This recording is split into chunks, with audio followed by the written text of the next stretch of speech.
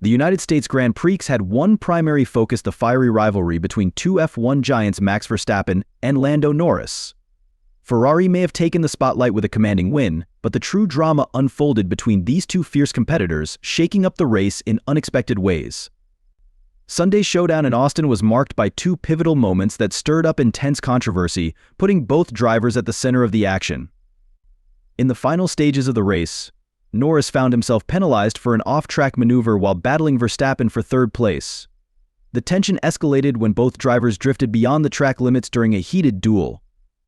This incident left fans and analysts debating whether the steward's interference was justified. Did McLaren have a point in saying the penalty was unnecessary, or was it an inevitable outcome that the team should have anticipated?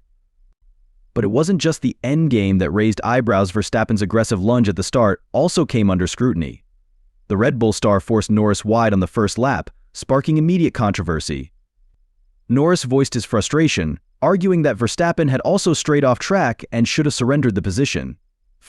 However, the British driver sought redemption later in the race, overtaking Verstappen to reclaim P3 only to be hit with the devastating penalty which stripped him of his podium finish. This twist left McLaren reeling, as their strategy hinged on keeping Norris on the track longer than both Ferrari and Verstappen. Despite switching to fresh hard tires on lap 47, Norris struggled to pass Verstappen, who defended skillfully through the final sectors. On lap 48, even with DRS, Norris couldn't narrow the gap. By lap 50, a minor lockup by Verstappen at turn 1 presented a fleeting chance, but the Dutchman managed to stay ahead, keeping his cool under pressure. As the race neared its climax, the tension between Max Verstappen and Lando Norris intensified. By lap 51, Norris was breathing down Verstappen's neck, inching ever closer to reclaiming the advantage. But Verstappen's defense was rock solid, forcing Norris to follow closely, waiting for the perfect opportunity to strike. The tire advantage Norris once held was rapidly slipping away. Then, on lap 52, Norris made his boldest move yet, braking late and darting around the outside at turn 12. However, this daring attempt sparked immediate controversy. Verstappen quickly complained over the radio, insisting that Norris had gained the position by going off track. The battle between the two drivers reached its boiling point when Verstappen retaliated on lap 53, attempting an outside pass at turn 1. Their clash was hard to ignore, prompting the stewards to intervene. After a review, Norris was hit with a 5-second penalty for exceeding track limits and gaining an unfair advantage. McLaren was left fuming, believing the penalty was unjust, and the fallout from this decision only grew louder after the race. McLaren's anger boiled over as their frustration with the stewards' interference became public. Team principal Andrea Stella didn't hold back, criticizing the officials for what he called unnecessary involvement in a beautiful, organic battle. Both drivers went off track, and both gained an advantage, Stella argued.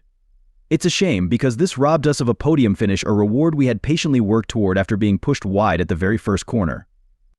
Stella explained that McLaren chose not to instruct Norris to give up the position, believing the pass was fair. However, Norris later admitted that, had he known the penalty was coming, he would have preferred to let Verstappen through and attempt the overtake again.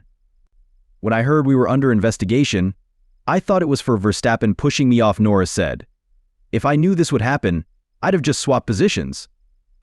Behind the scenes, McLaren was already strategizing. The team had instructed Oscar Piastri to stay within 5 seconds of Verstappen, suspecting that the stewards might penalize him. Still, the ambiguity surrounding the stewards' decision-making frustrated McLaren. Stella voiced concerns about the lack of communication with the drivers. I'm surprised the stewards didn't even consult with them. In situations this unclear, it's crucial to take time and gather opinions before making a judgment. The debate about whether the stewards acted too quickly remained front and center. Did the need for rapid decisions compromise fairness, or was it necessary to maintain the integrity of the race? Stella urged the officials to slow down. It's understandable that stewards have to make difficult calls, but they must respect the process and take more time when needed. Quick decisions often lead to mistakes. The fallout from the penalty not only frustrated McLaren but also left Lando Norris feeling disheartened. He expressed his disappointment after the race, saying, "I don't know what else I could have done differently. Max drove well, defended hard, and we had a great battle, but if the rules say you can't go off track, then it is what it is." Norris reflected on Verstappen's aggressive driving style, noting that the Red Bull driver often raced on the edge of the rules. He defends and overtakes by pushing limits and sometimes even going off the track. But I won't complain about it, it's part of racing. Red Bull's team principal, Christian Horner, downplayed the incident, calling it hard racing. Verstappen echoed the sentiment the rules are clear. You can't overtake outside the white line. When asked if he sympathized with McLaren's frustration, Verstappen was direct. Not really, he said. They've been complaining a lot lately. I've been penalized in the past for the same thing back in 2017. So, I know how it feels, but it's simple, you can't pass off track. Verstappen's reference to the 2017 U.S. Grand Prix highlighted the similarities between that incident and the current controversy. Back then, he lost a podium finish after receiving a penalty for passing Kimi Raikkonen off track at turn 16. The parallels were undeniable, and Verstappen's calm demeanor suggested that he had learned from his past experience. I stayed focused and did my best to bring the car home, he added. It wasn't easy with the tire situation, but overall I enjoyed the battle with Lando. The drama between McLaren and Red Bull wasn't limited to on-track incidents. Earlier in the weekend, the two teams were at odds over Red Bull's use of a front bib adjustment, which had raised questions about compliance with regulations. This added another layer of tension to an already intense rivalry. Even the opening lap of the race was packed with action. As the cars barreled into the first corner, Norris protected the inside line, leaving just enough space for Verstappen to dive through.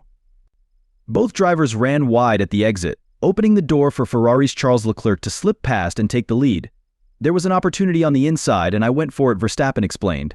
Turn 1 is very wide, so you can either go tight or take a wider approach. I chose the inside, and it worked out well enough. Charles was faster anyway, so it made sense for him to pull away. Despite the thrilling battle, Verstappen admitted that it wasn't Red Bull's best performance. Today was tough compared to Saturday. I struggled with balance, grip, and getting the car to rotate properly, he said. It became clear early on that winning the race wasn't going to happen, so I focused on running my own race and maximizing what I could. Both Christian Horner and Max Verstappen drew attention to the penalty from the 2017 U.S. Grand Prix when Verstappen lost his podium spot for passing Kimi Raikkonen off track. Horner explained, if I were in McLaren's shoes, I would have told Norris to give back the position immediately to avoid any penalties. But the real issue with Norris's move at turn 12, Horner emphasized, was that Norris wasn't far enough alongside Verstappen's car by the time they reached the corner's apex. According to the updated regulations, a driver overtaking on the outside must be at least level with the opponent's front axle by the apex to have the right to space. Unfortunately for Norris, he didn't meet this requirement. Verstappen, well aware of the rules, appeared to ease off the brakes just enough to ensure Norris couldn't pull far enough ahead. This strategic move left Norris in a tough spot, either back out of the battle or go off track to complete the pass, knowing full well that it would likely result in a penalty. The racing regulations effectively protected Verstappen in this situation. Although he also ran wide, the defensive driver, according to the rules, gets more leeway. Had the roles been reversed, with Verstappen overtaking Norris on the inside, he too would have been penalized. The problem for Norris was that he didn't back out early enough, leaving the stewards with little choice but to apply the penalty. This incident highlighted a deeper issue with F1's current regulations. The strict enforcement of rules around overtaking and track limits often stifles the kind of thrilling battles fans crave. As Norris put it, this is what happens when the sport becomes all about following the rules. It's frustrating because these rules make it harder for us to really race. The aftermath of the United States Grand Prix left both McLaren and Red Bull reflecting on what the future holds. For Lando Norris, the penalty served as a tough reminder of how unforgiving the sport can be. Despite his frustration, he acknowledged the thrill of racing against Max Verstappen and remained optimistic about the lessons learned. We push each other to the limit, and that's what racing is all about, Norris said. It's tough when things don't go your way, but there's always the next race. I'll be ready. Meanwhile, McLaren's leadership voiced their desire for more clarity in the regulations. Andrea Stella emphasized the need for constructive dialogue between teams and the FIA to ensure that decisions are both fair and transparent. We're not asking for special treatment, we just want the same rules to apply consistently, Stella noted. If the goal is to maintain fairness, then the process for making these decisions needs to improve. On the other side, Red Bull maintained their stance, with Christian Horner defending the steward's decision as part of the sport's structure. At the end of the day, the rules are there for a reason, Horner remarked. If everyone follows them, the racing will stay fair. It's part of the game to know where the limits are, and Max played it perfectly today. For Verstappen, the weekend served as both a challenge and a validation. While the race didn't yield the result he'd hoped for, it showcased his ability to stay cool under pressure.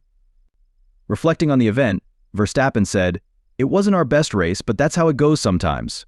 The key is to adapt, keep pushing, and look forward to the next challenge." The controversy surrounding the race reignited an ongoing debate. Where should the line be drawn between hard racing and rule enforcement? The sport finds itself at a crossroads. Does it allow drivers the freedom to push boundaries, or does it clamp down to maintain order? As the season progresses, it will be crucial for the FIA to find the right balance, ensuring that the essence of racing is not lost in the pursuit of consistency. In the end, the U.S. Grand Prix week served as a reminder of what makes Formula One so captivating: intense rivalries, high-stakes battles, and the constant push for perfection. Whether you side with McLaren's frustration or Red Bull's defense, one thing is certain: the passion and unpredictability of F1 keep fans on the edge of their seats, race after race.